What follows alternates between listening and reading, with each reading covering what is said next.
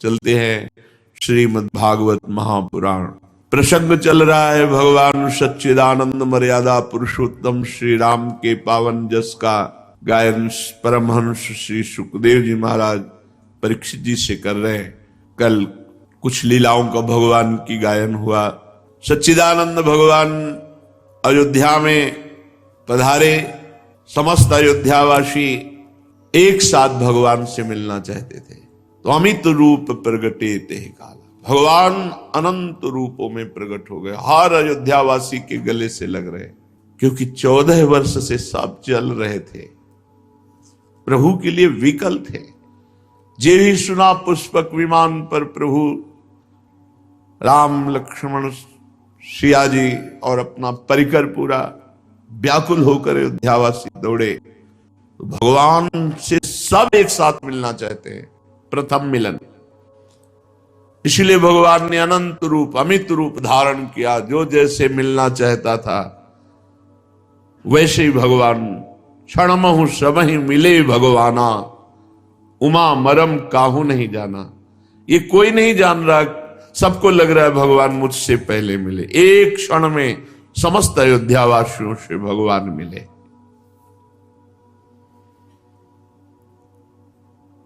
भगवान का अभिषेक हुआ। चक्रवर्ती सम्राट पद पर भगवान श्री राम जी विराजे। राम बाम दिशि शोभित, रमा रूप गुण खानी। देखी मातु सब हर्षी, जन्म सुफल निज जानी। 14 वर्ष से अपने लाडले श्री राम के दर्शन के लिए व्याकुल नेत्र वाली माताएं आज देख रहे हैं। राजाधिराज के रूप में भगवान विराजमान हैं और वाम भाग में ईश्वरीय शक्ति समन्वित महालक्ष्मी स्वरूपा श्री जानकी जी विराजमान है। रमा रूप गुण खानी। सब माताएं बलिहारी जा रही जब सिया राम जी को सिंहासन पर विराजमान देख रहे हैं। हृदय आनंद में भर गया। सुनु खगेश तेहि अवसर, ब्रह्मा शिव मुनि वृंद। चढ़ी विमान आए सब, सुर देखन सुख कंद।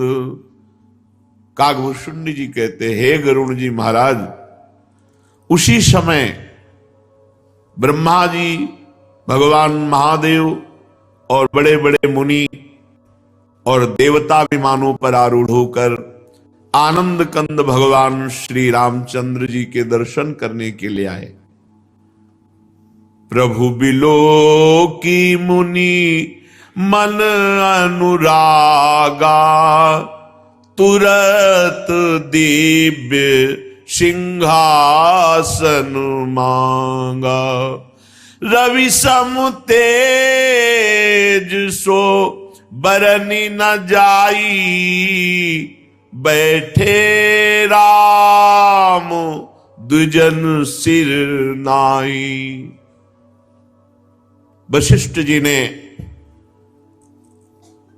दिव्य सिंहासन नवीन राजा रामचंद्र जी के लिए जानकी सहित भगवान उस पर विराजमान हुए। वो शोभा प्राणाराध्य भगवान प्रियाजू के साथ विराजमान है। जिनके लिए नेत्र तड़पते हैं जब उनको देखते हैं ना, तो फिर वो स्वाद अलग होता है।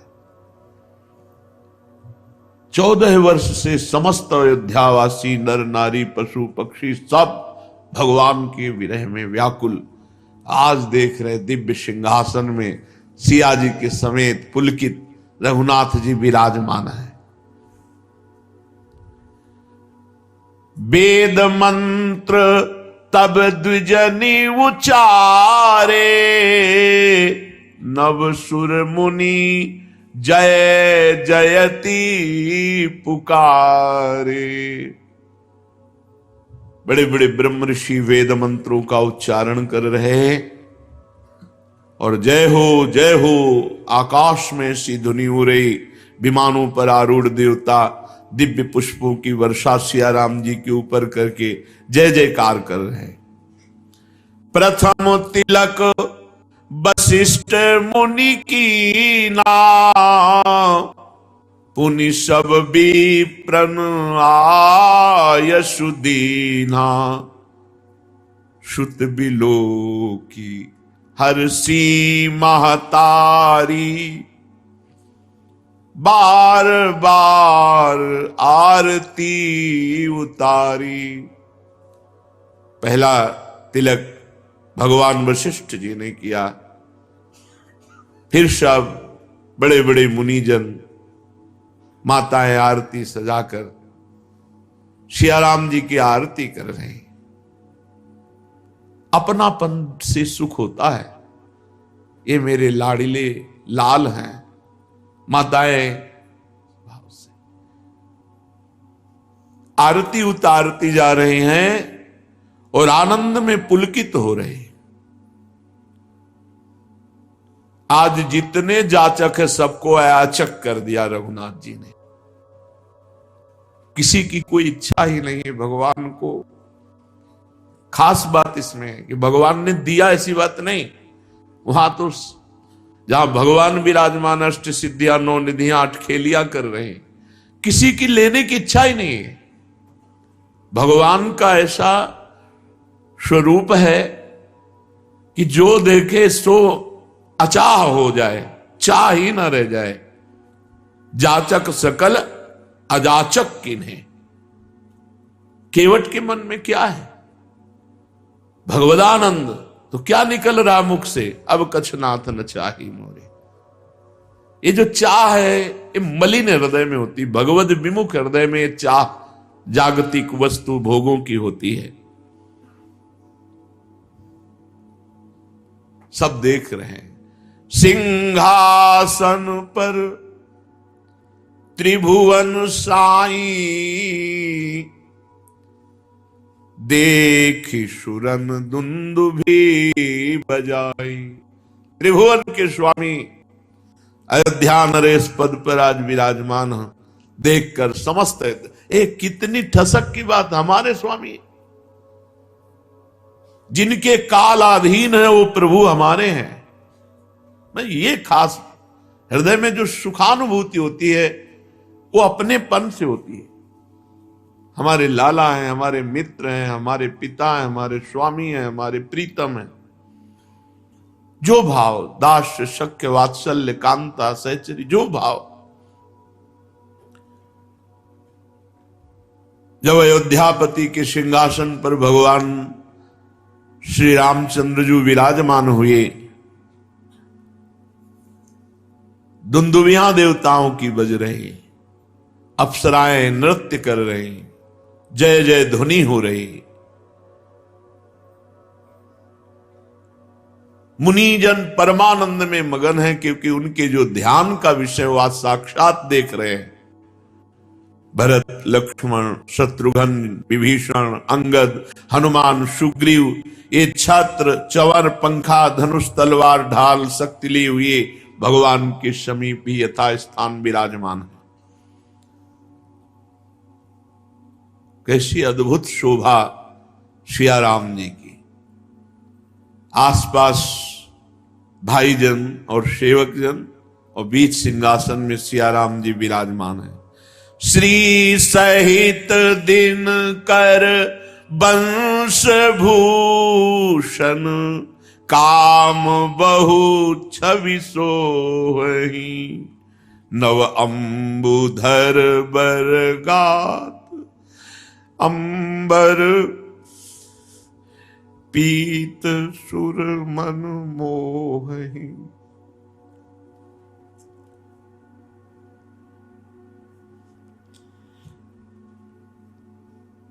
जिनके लिए तड़पा जाता है, जब उनको देखा जाता है तब जो ये समस्त अयोध्यावासी 14 वर्ष से भगवान के लिए तड़पे, ऐसे तड़पे कि बस प्राण केवल रुके थे आशा में कि प्रभु 14 वर्ष बाद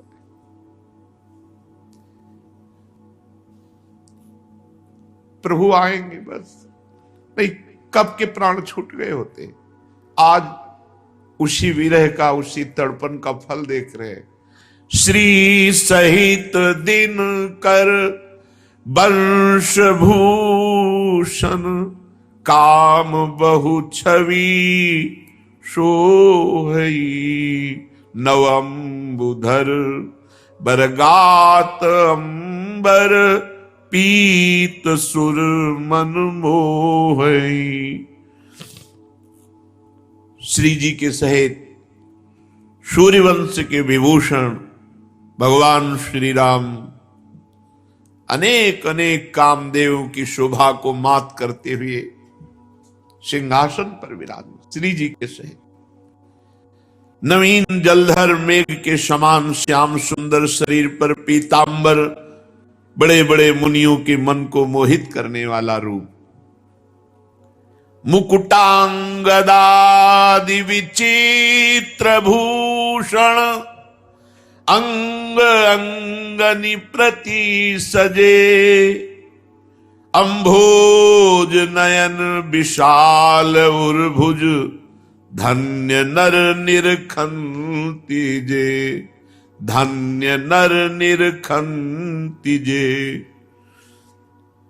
मुकुट, बाजूबंद, विचित्राभूषण यथायोग्य अंगों पर सजे हुए, अंभोज नयन विशाल, विशाल कमल नयन, चौड़ी छाती, अजान बाहु, लंबी भुजाएं। धन्य है जो भगवान के दर्शन कर लिए, यही जीवन का लाभ है। धन्य नर निरखंत जे, भगवान को इसी नेत्रों से देखा जाता है। इसी नेत्र में प्रेम नेत्र जागृत हो जाते तो चाहे आंख मूंदी हो या आंख खुली हो, जाएंगे कहां। नाम मंत्र, लीला गायन, लीला श्रवण, पूर्ण समर्पण, ये अभी हैं, यही हैं, प्रकाशित हो जाएंगे। वो सुख वर्णन करने में नहीं आता जो सब अयोध्यावासी मुनियों के हृदय में हो रहा है। अपने श्री राम का राज्याभिषेक राजा बने रूप में देख करके जो सुख हो रहा है वो वर्णन करने में नहीं आता। भगवान का यश गान करने के लिए और कौन सामर्थ्यशाली है। मूर्तिमान वेद बंदीजन के रूप में आकर भगवान का यश गान करते हैं।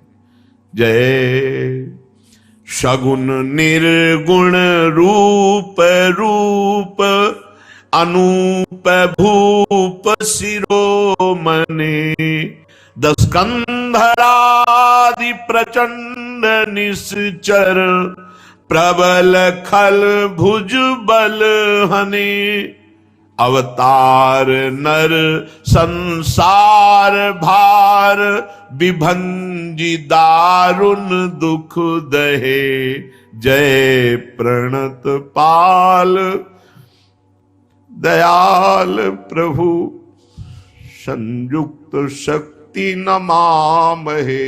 जय प्रणत पाल दयाल प्रभु, संयुक्त शक्ति नमामहे।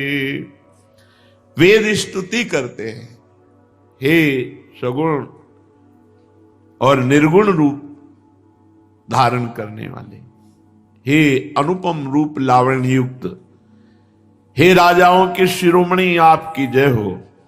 आपने दुष्ट रावण आदि इन प्रचंड बल से युक्त निशाचरों का विनाश किया। आपने मनुष्य अवतार लेकर संसार के भार को नष्ट करके, अवतार लेकर के ऐसी लीलाएं की जिनका गायन करके समस्त संसार के बंधनों से मुक्त हुआ जा सकता है। आपने उस कठोर बंधनों को, दुखों को नष्ट करने के लिए अवतार लिया है। हे दयालु, हे शरणागत की रक्षा करने वाले प्रभु, आपकी जय हो। मैं सीता सहित आपको नमस्कार करता हूं। तब विषम माया बस सुरासुर, नाग नर अग जग हरे। भव पंथ भ्रमत अमित दिवस निशि, काल कर्म गुण निभरे। जे नाथ करी करुणा बिलोके, त्रिविध दुख ते निर्वहे। भव खेद छेदन दक्ष हम कहूं, रक्ष राम नमामहे। हे हरि, तो विषम माया बस सुरासुर, नाग नर अग जग हरे।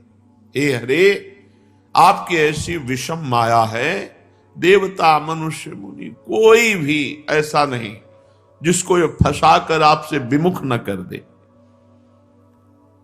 काल कर्म गुण स्वभाव इनके वशीभूत हुआ रात दिन भटकता रहता है जीव।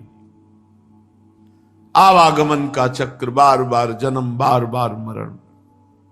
हे नाथ, इनमें से जिनको आपने कृपा करके देख लिया, तभी गोस्वामी जी कह रहे थे प्यार से देख लो या नाराज होके देख लो, देख तो लो आप हमारी तरफ। इन भटकते हुए प्राणियों में आपने जिनको कृपा करके देख लिया, वे ही माया जनित बंधनों से मुक्त हो गए। 3 प्रकार के दुखों से, दैहिक दैविक भौतिक, इनसे छूट गए। जन्म मरण के इस जाल को काटने वाले कुशल कृपालु हे हरि, आप हमारी रक्षा कीजिए। आप हमारी ओर कृपा दृष्टि से देखिए, आपकी जय हो। बहुत सुंदर स्तुति कर रहे हैं। जे ज्ञान मान विमत तव, भव हरनि भक्ति नादरी। ते पाई सुर दुर्लभ पदादपि, परत हम देखत हरि।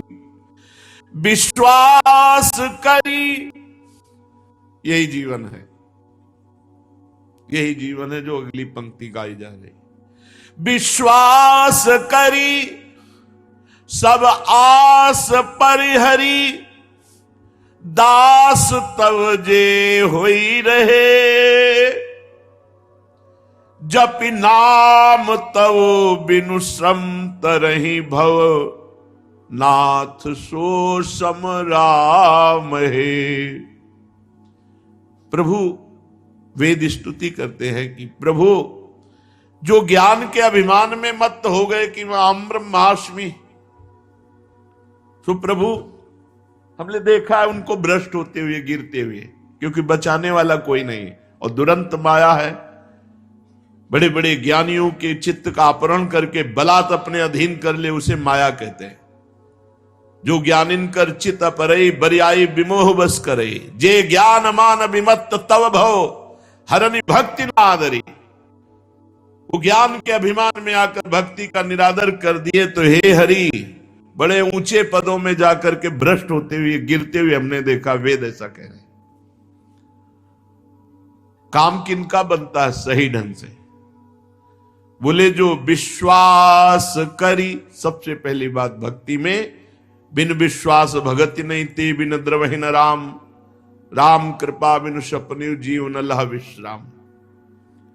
बिना विश्वास के भक्ति नहीं, बिना भक्ति के भगवत कृपा का अनुभव नहीं होता, बिना भगवत कृपा के विश्राम नहीं मिलता। विश्वास करी, बहुत अमृत में वचन, क्योंकि यही जीवन है। सब आस परिहरी, दास तव जे होई रहे।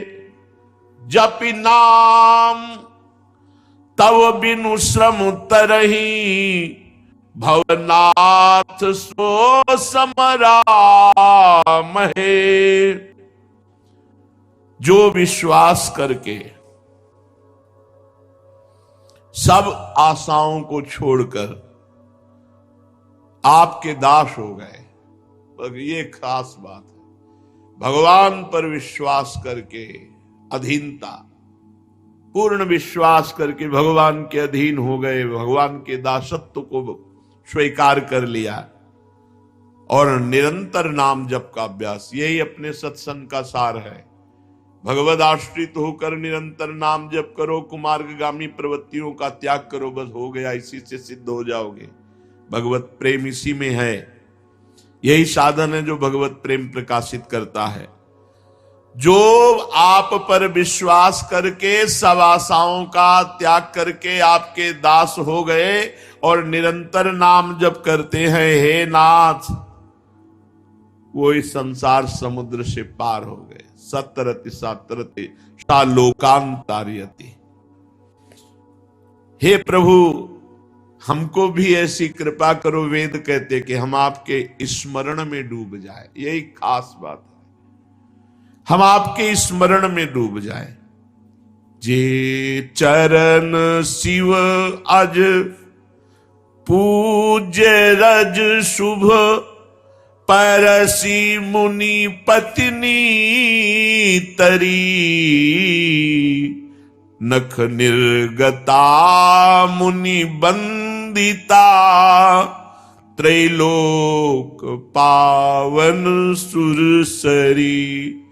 ध्वज कुलिस अंकुश कंज जुत, बल फिरत कंटक किन लहे, पद कंज द्वंद मुकुंद राम, रमेश नित्य भजामहे। जो चरण भगवान शंकर और ब्रह्मा जी अपने मस्तक पर लगाते हैं, पूजन करते हैं, जिन चरणों की कल्याणमयी रज का स्पर्श पाकर शिला बनी हुई गौतम ऋषि की पत्नी अहिल्या तर गई, जिन चरणों के नक्शे मुनियों द्वारा वंदित त्रैलोक्य को पावन करने वाली देव नदी भगवती गंगा जी प्रकट हुई, जिन चरणों में ध्वजा वज्र अंकुश और कमल इन चिन्हों से युक्त चरण चिन्ह, 14 वर्ष आप नंगे पैर कंकड़ कांटे भी चुभे आप वनवास में से, हे मुकुंद, हे हरि, हे रमापति, हम आपके उन्हीं दोनों चरण कमलों को नित्य भजते रहें, ऐसी कृपा करो।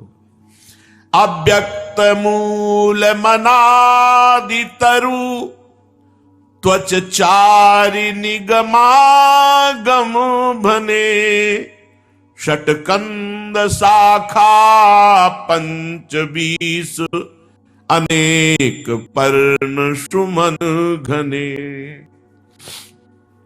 फल जुगल विधि कटु मधुर बेली, अकेली जेही आश्रित रहे, पल्लवत फूलत नवल नित, संसार बिटप नमामहे। वेद कहते हैं प्रभु इस संसार का मूल अव्यक्त प्रकृति है और इसका प्रवाह अनादि है। इसकी 4 त्वचाएं, 6 तने, 25 शाखाएं, अनेकों पत्ते और बहुत से फूल हैं, जिसमें कड़वे और मीठे 2 प्रकार के फल लगते हैं, जिस पर एक ही बेली है जो उसी के आश्रित रहती है, जिसमें नित्य नए नए नए पत्ते फल फूले। ऐसे संसार वृक्ष को प्रकट करने वाले आपको नमस्कार है। हे हरि, ये संसार वृक्ष आपसे ही प्रकट है।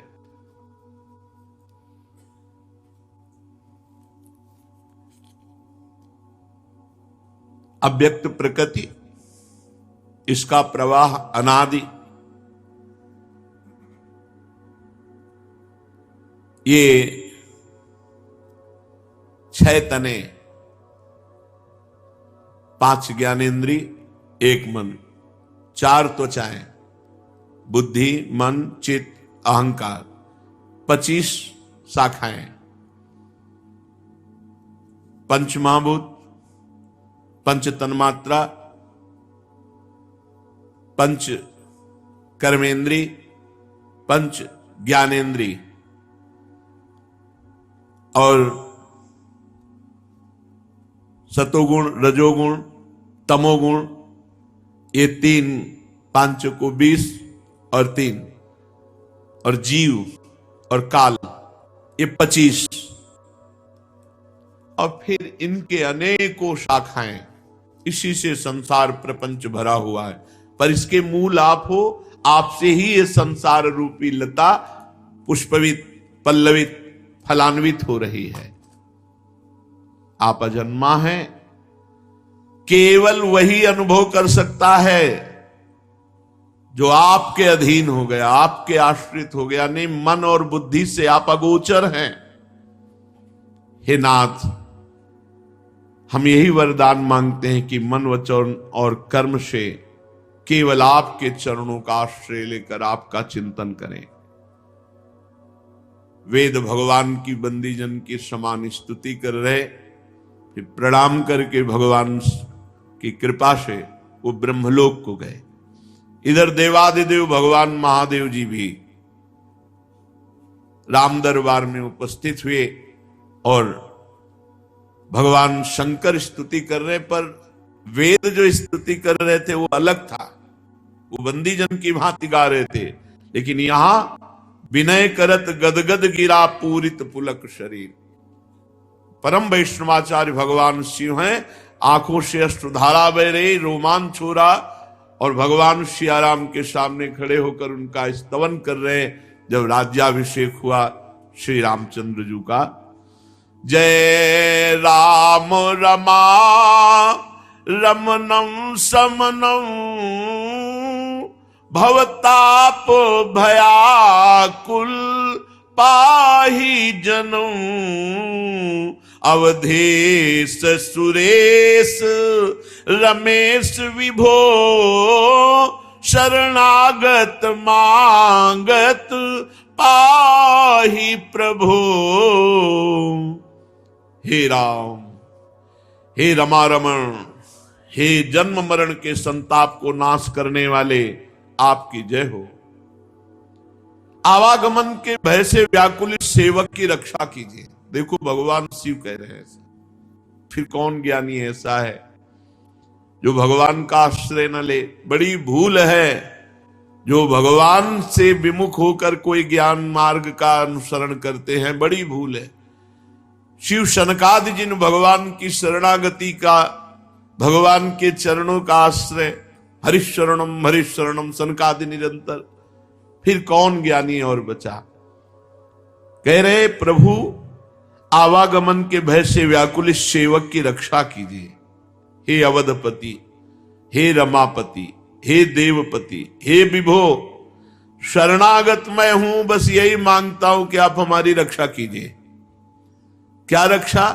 हमारा चिंतन कभी आपसे विलग ना होने पावे। हे महान, आपने 10 शीश रावण का विनाश करके पृथ्वी के कष्टों को दूर किया।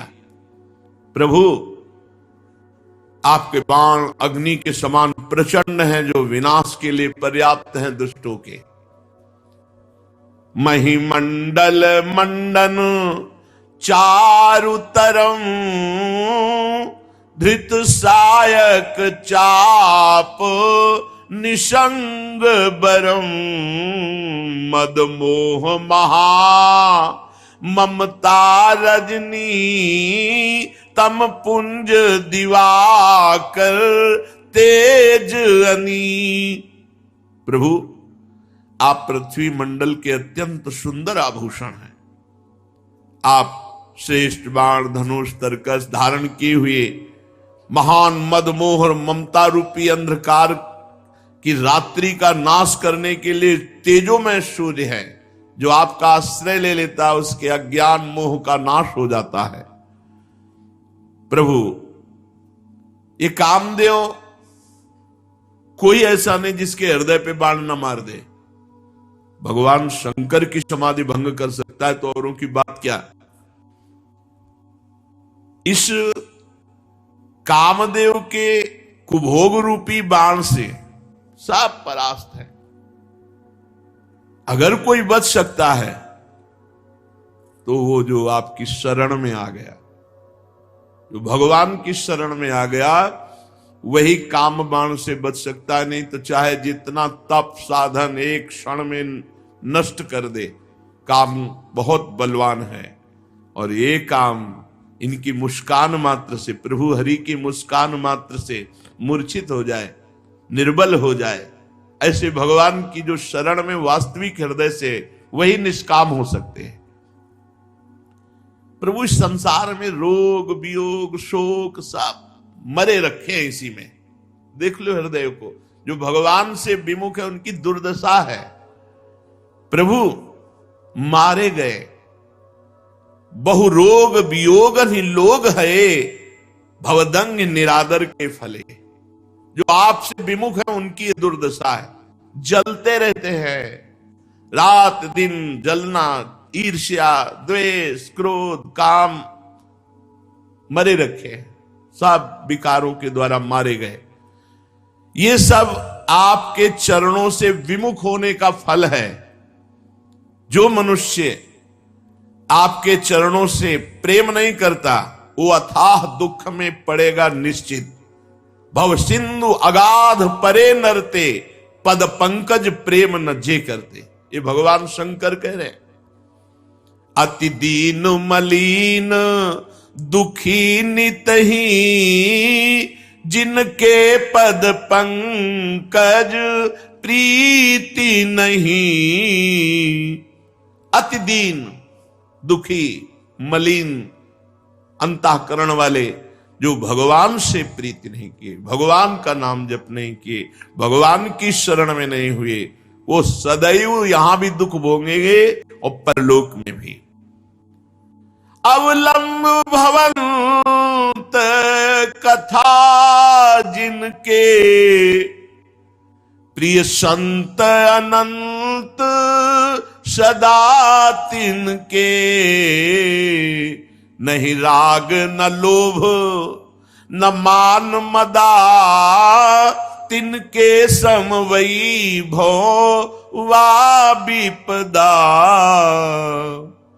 जिन्होंने आपकी लीला कथा का नशा बना लिया है, कथा सुनना, कथा भगवान की करना, भगवान की चर्चा भगवान की प्राप्ति के लिए करना, अन्य भाव से तो वो लाभ नहीं मिल पाएगा। चौथी भगत मम गुण करई कपट तजिगान। भगवान की चर्चा सिर्फ भगवान के लिए, भगवान का नाम जप नाम कीर्तन सिर्फ भगवान के लिए, बड़ी जल्दी जीवन में परिवर्तन आ जाए। अवलंब भवंत कथा जिनके, जिन्होंने भगवान की कथा का ही सहारा ले लिया, और बहुत भाग्यशाली है जो भगवान की कथा करते हैं और सुनते हैं।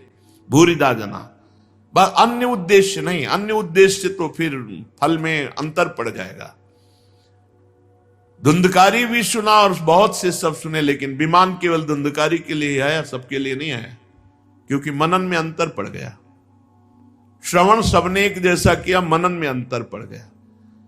यदि हम भगवत चर्चा भगवत प्राप्ति के लिए, तो बहुत जोर की बात है कि उसे संत और भगवान की कृपा और प्रेम की प्राप्ति होती है। जो भगवान की चर्चा सुनते रहते हैं उनको संतों से आसक्ति हो जाती है, वो जी नहीं सकते संत समागम के बिना, नशा है उनके। जिस दिन कथा सुनने को ना मिले उस दिन ऐसा लगेगा कि ये दुर्दिन, इतना भाग्य हमारा कैसे खराब हो गया, आज भगवान की चर्चा सुनने को नहीं मिली। भगवान शिव कह रहे हैं कि जिन्होंने आपकी कथा का आश्रय ले लिया, उनको संत और भगवान की कृपा का अनुभव होने लगता है। उन्हें भगवत प्रेम भगवत कथा से, उनमें न राग रह जाता है, न लोभ रह जाता है, न मान रह जाता है, न मद रह जाता है। विपत्ति और संपत्ति उनके लिए समान हो जाती है।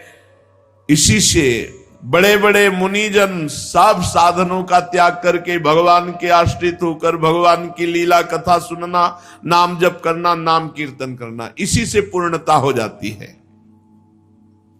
करि प्रेम निरंतर नेम लिए, पद पंकज सेवत शुद्ध ही सममानी, निरादर आदर ही सब संत सुखी विचरंती मही। प्रेम पूर्वक जिसने नियम ले लिया है, क्या? भगवान के चरणों का आश्रय, नियम पूर्वक भगवान की कथा सुनना, नियम पूर्वक नाम कीर्तन करना, भगवान की सेवा करना, उनके हृदय में ऐसी महान स्थिति हो जाती है कि मान और अपमान, निंदा और स्तुति दोनों सब समान हो जाते हैं। और सब ऐसे संत पृथ्वी पर निर्विकार भाव से विचरण करते हैं। चाहे उनकी स्तुति हो या निंदा, मान हो या अपमान, कोई फर्क नहीं पड़ता, भगवदानंद में डूबे हुए विचरण करते हैं। हिरणधीर अजेय भगवान श्री हरि, मैं आपको भजता हूं, आपकी शरण ग्रहण करता हूं, आपका नाम जप करता हूं, आपको नमस्कार करता हूं, और यही करता रहूं, ऐसी कृपा कर दो। बार बार आपको नमस्कार, बार बार आपका चिंतन, बार बार आपकी सेवा, आपका भाव, बस इसके सिवा जीवन का कोई सार नहीं। सर्वदेव में भगवान श्री राम जी ने भगवान वशिष्ठ जी को अपना आचार्य बना करके बड़ी बड़ी यज्ञ की। सर्वदेव स्वरूप यज्ञ भोक्ता तो भगवान ही है, पर लीला पूर्वक अपने आत्मा का स्वयं यजन किया। भगवान ने यह निश्चय किया कि ब्रह्म ऋषि ही इस भूमंडल के सब सुख के अधिकारी हैं, इसलिए संपूर्ण पृथ्वी को जीत करके ब्रह्म ऋषियों को दान दे दिया। और ब्रह्म ऋषियों ने प्रभु को समर्पित कर दिया कि आप ही इसकी सेवा कर सकते हैं। आचार्य ब्रह्म ऋषियों ने भगवान श्री राम को संपूर्ण भूमंडल वापस कर दिया कि इसकी रक्षा आप ही कर सकते हैं। परीक्षित, प्रभु श्री राम सब लोगों के एकमात्र स्वामी हैं। वही हमारे हृदय में बैठ करके अज्ञान का नाश करते हुए ज्ञान का प्रकाश कर रहे हैं। हमें भगवान ने सब कुछ दे रखा है, क्या? जब ज्ञान दे दिया तो इससे बढ़कर और क्या है? भगवान ज्ञान स्वरूप है। ज्ञान से ही अनंत महिमाशाली भगवान का परिचय होता है। जो कभी किसी को पीड़ा नहीं पहुंचाते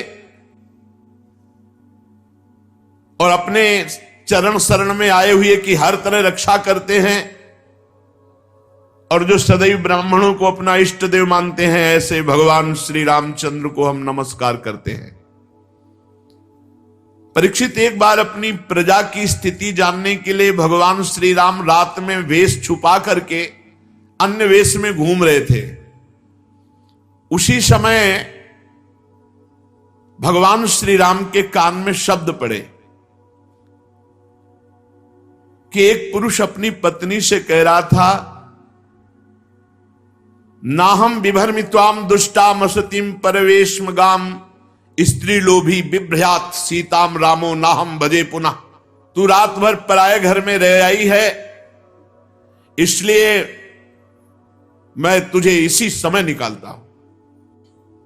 सचमुच संसार को प्रसन्न रखना टेढ़ी खीर है।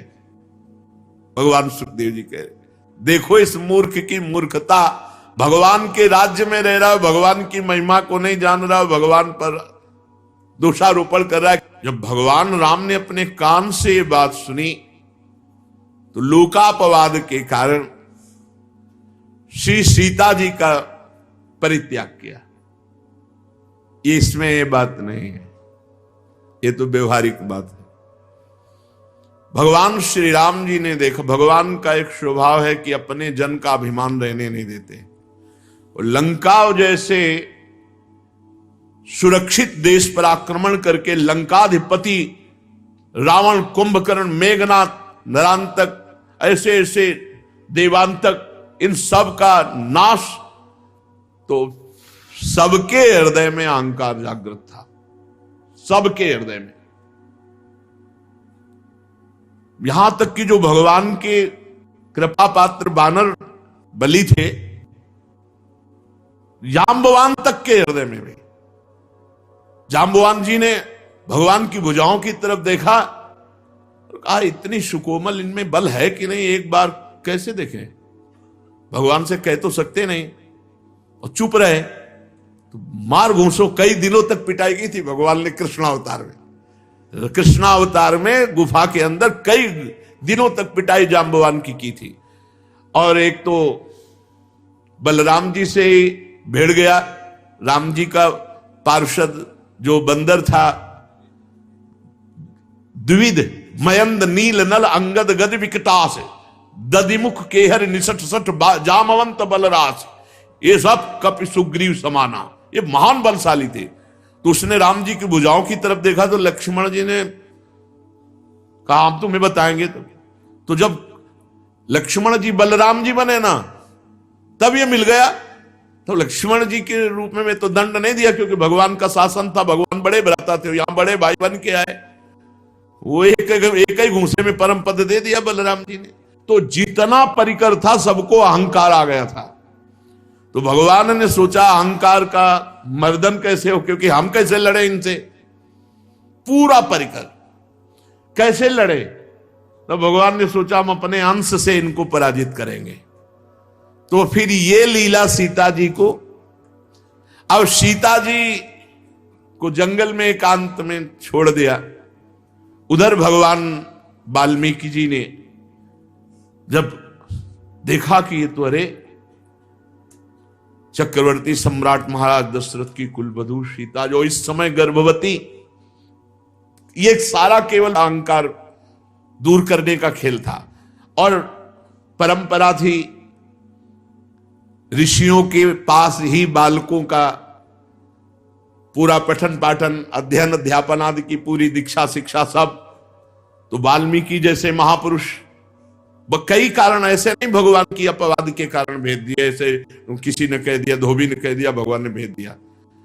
उसका कारण था अहम का नाश करवाना अपने जनों का, क्योंकि और कोई उपाय ही नहीं था कि हो सकता, कोई उपाय नहीं था। राम बल से बलवान को कोई नीचा दिखा सकता है, तो राम ही बल दिखा सकता है। तो वहां लवकुश का प्रादुर्भाव हुआ। महर्षि वाल्मीकि जी त्रिकालज्ञ महापुरुष, उन्होंने अपने ज्ञान के द्वारा पूर्ण धनुर्वेद सब वेदों से परिपूर्ण कर दिया लवकुश को। सामर्थ्य ऐसी कि त्रिभुवन में कोई लवकुश का सामना नहीं कर सकता। अब भगवान जब अश्वमेध यज्ञ, तो घोड़ा छोड़ा जाता है, तो घोड़ा छोड़ा गया, छोटे भाई कुश ने पकड़ लिया। थोड़ी देर जब नहीं आए तो लौ व्याकुल हो गए, कहां है? तो देखा मस्तक पर लिखा होता था घोड़ा कहां का है, कौन का है, क्या सब पूरा। उन्होंने देखा अयोध्यापति चक्रवर्ती सम्राट राजा धीराज भगवान श्री राम। उन्होंने ये क्या किया? तो उन्होंने कहा इनके साथ सैनिक मुझे बहुत अहंकार भरे दिखाई दिए, मुझे लगा थोड़ा खेलूं इनसे युद्ध में। अरे बोले चक्रवर्ती सम्राट राम, राम का, जिन्होंने सिया का त्याग किया किसी नगरवासी के कहने से, तब तो बिल्कुल नहीं घोड़ा छोड़ूंगा, मैं देखूंगा कैसा वीर है राम के दल में।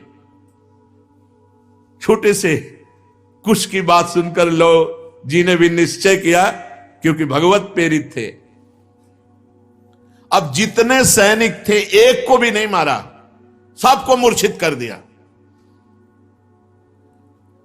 उनमें से जिनको एक आध को होश आया लौट के अयोध्या गए, बोले जंगल में दो बालकों ने घोड़ा पकड़ा, अब आगे नहीं जाया जा सकता जब तक विजय श्री वहां नहीं होगी।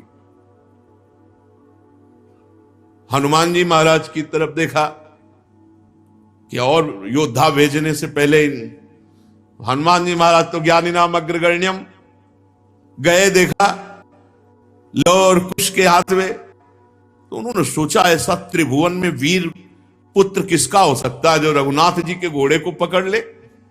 इतनी सामर्थ्य नहीं है, क्योंकि घोड़ा भी कोई साधारण थोड़ी भगवान के अश्वमेध यज्ञ का। तो जब उन्होंने अपनी भागवतिक दृष्टि से देखा तो भगवान के ही अंश लव को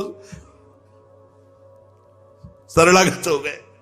जैसे चाहो वैसे बांध लो, जैसे चाहो वैसे कर लो। जब ये खबर गई कि हनुमान जी को बालकों ने बांध लिया, तो पूरी अयोध्या में हाहाकार मच गया, पूरे वीरों में हाहाकार मच गया कि मेघनाद ने ये गलती की थी, मेघनाद ने गलती की थी, ब्रह्मास्त्र से बांधा। तो हनुमान जी एक बार तो सोचे, पर उनका ब्रह्मास्त्र की रक्षा करनी चाहिए, मर्यादा रखनी, इसलिए बंद गए। और क्या मर्यादा रखी, जब सभा में गए और जब पूंछ में आग लगाई गई तो ब्रह्मास्त्र अपने आप छोड़ के अंतर ध्यान हो गया। ब्रह्मास्त्र हनुमान जी को बांध सकता है क्या? कोई भी अस्त्र हनुमान जी को नहीं बांध सकता। कोई वीर पैदा नहीं हुआ ऐसा जो हनुमान जी को बंधन में डाल सके, कोई वीर पैदा नहीं हुआ। अपने आप में आ जाए तो कोई है ही नहीं इनके बराबर। हनुमान जी को बांध लिया, शत्रुघ्न, भरत, लक्ष्मण सब तमा उठे। राम जी ने कहा एक एक जाओ। अच्छा, जे भी कहा भैया कोई अयोध्या की तरफ से आ रहा है। बोले सांवले रंग के हैं। बोले राम जी तो नहीं, श्री राम भी तो नहीं, बिल्कुल सावधान युद्ध के लिए एकदम।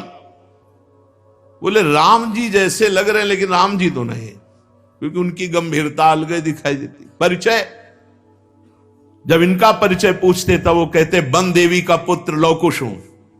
सीता जी नाम उच्चारण नहीं करते थे। वन देवी का पुत्र हूं, लवकुश नाम है। आपका क्या परिचय है? अयोध्या नरेश महाराज राजा धीराज श्री राम के अनुज। तो फिर बातें क्या बनाते हो? सामर्थ्य है तो युद्ध। तो वहां के सब लोग हारे थे कि एक तो इतने गुलाबी गाल, छोटे छोटे अधर, ऐसी बातें कि सब उसी में लुट जाते। और दूसरी बात, इतना कड़ुआ बोलते थे कि सबको लगता कि इन बालकों में इतना बल कैसे आ गया।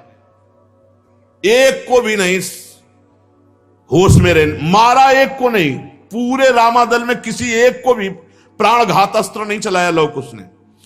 और जब शत्रुघ्न जी, भरत जी, लक्ष्मण जी ये दिव्यास्त्र संधान करते तो महर्षि वाल्मीकि जी की मंत्र कवच रक्षा, सब अस्त्र शांत हो जाते। तो सबके होश खराब थे कि कोई अस्त्र काम नहीं कर रहा और इनके हर अस्त्र हमारे ऊपर काम कर रहे हैं, सबको मूर्छित।